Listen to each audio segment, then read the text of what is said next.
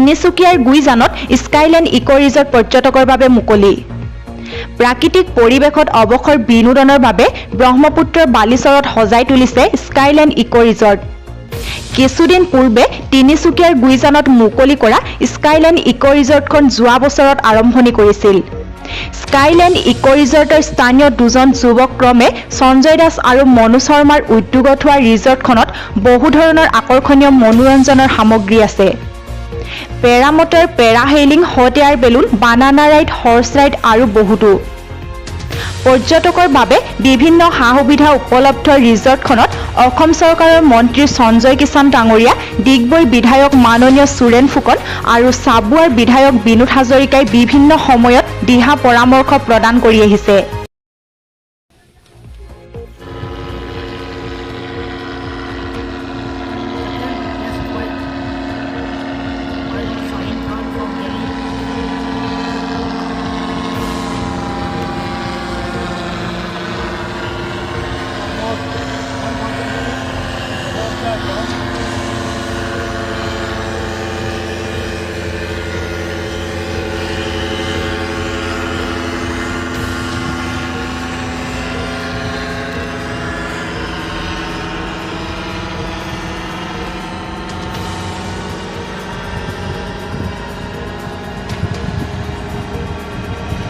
By the grace of God and the Almighty Brahma,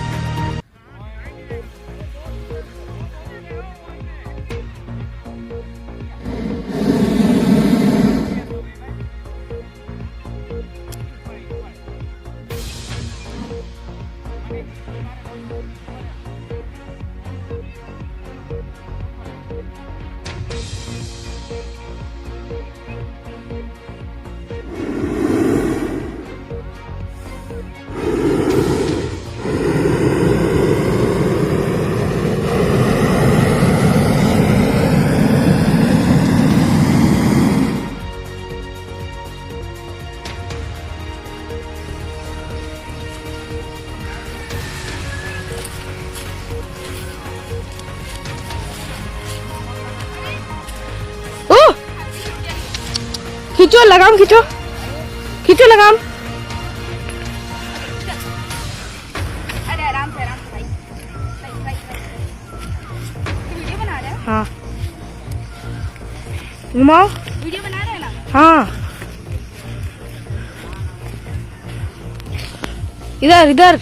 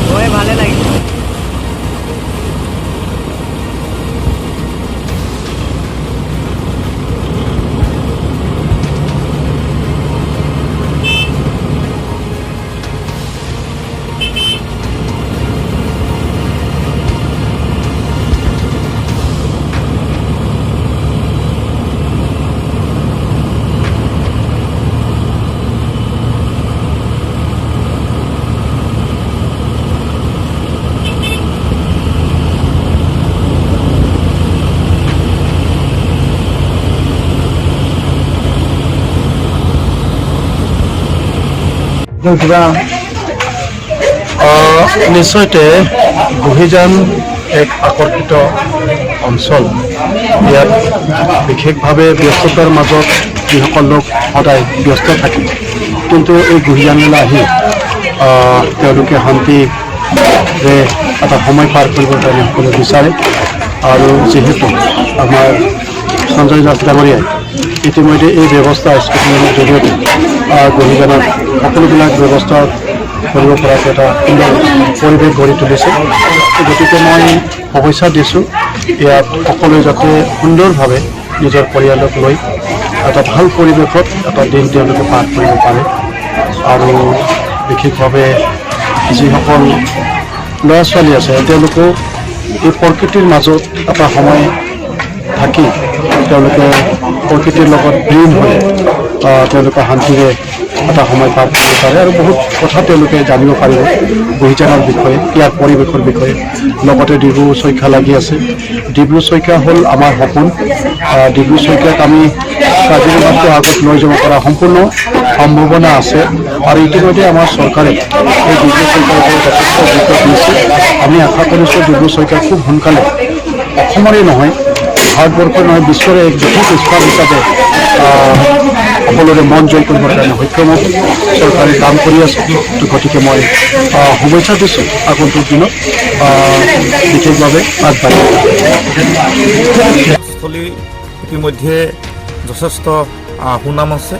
গতিকে ইয়াতে উদ্যমী যুৱক জিলা পৰিষদৰ সন্মানীয় সদস্য সঞ্জয় দাস ডাঙৰীয়া আৰু আমাৰ শৰ্মা ডাঙৰীয়াৰ লগতে ইয়াত যিসকল কৰ্মচাৰী জড়িত হৈ আছে, বিশেষকৈ স্কাইলাইন ৰিজৰ্টৰ লগত মই সকলোকে শুভেচ্ছা জনাইছোঁ, ধন্যবাদ জনাইছোঁ। আৰু বিভিন্ন ধৰণৰ পৰ্যটকক আকৰ্ষিত কৰিব কৰাৰ কাৰণে তেখেতসকলে ইয়াত হৰ্চ ৰাইডিঙৰ ব্যৱস্থা কৰিছে, ব'টিঙৰ ব্যৱস্থা কৰিছে আৰু আছে কেইবাটাও আছে ইয়াতে, আপোনালোকে আহিলে গম পাব। পেৰামটৰ আছে, তাৰপিছত ৰিক্সাৰ কাৰণে আছে। গতিকে ইয়াত আহি কিনে অন্ততঃ পৰিয়ালৰ লগতে বন্ধুবৰ্গৰ লগত এসাঁজ খাওঁকি আহক। খুব সুন্দৰ এটা পৰিৱেশ আৰু মোৰ শুভেচ্ছা সদায় থাকিব। গতিকে এই পৰ্যটনস্থলীটো খুব সুন্দৰভাৱে পৰিষ্কাৰ পৰিচ্ছন্নতাৰ প্ৰতি লক্ষ্য ৰাখি তেখেতসকলে যিখিনি উদ্যোগ লৈছে তাৰ কাৰণে মই ধন্যবাদ জনাইছোঁ। আৰু বিশেষকৈ স্কাইলাইন ৰিজৰ্ট, এই ৰিজৰ্টখনৰ যিসকল কৰ্মচাৰী আছে বা মালিক পক্ষ আছে তেওঁলোকে এটা পৰিয়ালৰ দৰে কাম কাজ কৰিছে। গতিকে ইয়াৰ পৰাই তেওঁলোকৰ অন্ততঃ এটা মেছেজ দিছে যে অন্ততঃ শিক্ষিত অধশিক্ষিত বহু নিবনুৱা যুৱতীক সংস্থাপিত কৰি তেখেতসকলে এটা আদৰ্শৰূপে ইয়াত প্ৰতিষ্ঠা কৰিছে। গতিকে সেইকাৰণে বিশেষভাৱে গোটেই আটাইটি পৰিয়াললৈ, স্কাইলেণ্ডৰ আটাইকেইজনলৈ মোৰ ধন্যবাদ থাকিল, শুভেচ্ছা থাকিল। আৰু নতুনকৈ যিখিনি তেওঁলোকে কাম কাজ উদ্যোগ লৈছে নিশ্চয় অহা দিনৰ ফলপ্ৰসূ হ'ব। আৰু 2021 চনটো সমাগত, 2021 চনৰ বছৰটোত তেওঁলোকলৈ শান্তি আহক, প্ৰগতি আহক, উন্নয়ন আহক আৰু লগতে গোটেই টীমটোৱে যাতে এটা সুনাম কঢ়িয়াই আনিব পাৰে অঞ্চলটোত, তাৰ কাৰণে মই আশা ৰাখিম। ধন্যবাদ।